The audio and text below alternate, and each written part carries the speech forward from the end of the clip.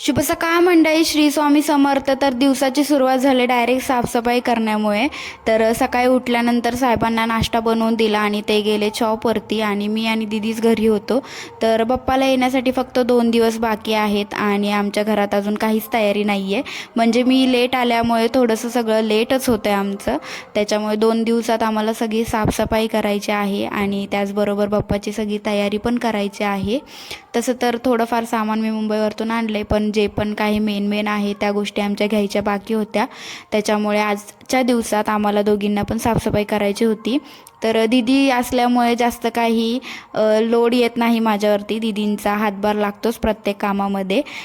Last इयरच ह्यांचं, नंतर पुढच्या वर्षी दीदी नसतील. खूप मिस करू आम्ही, कारण का कामामुळेच नाही तर प्रत्येक गोष्टीत त्यांची इन्व्हॉल्वमेंट असतेच.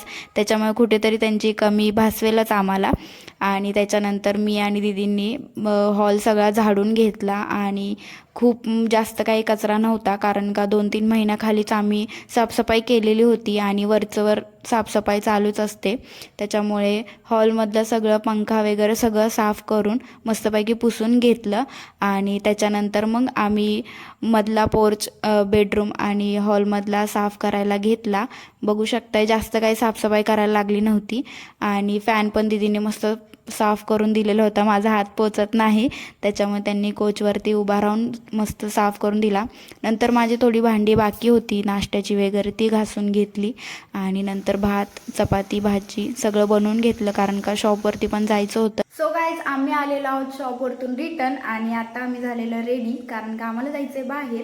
कारण आम्ही जिथे राहतो तिथे आलेले आहेत खूप मोठे सेलिब्रिटी, जे की महाराष्ट्रभर फेमस आहेत. जे कोण आहेत ते तुम्हाला आता व्हिडिओमध्ये पुढे कळेलच. तोपर्यंत व्हिडिओ बघत राहा.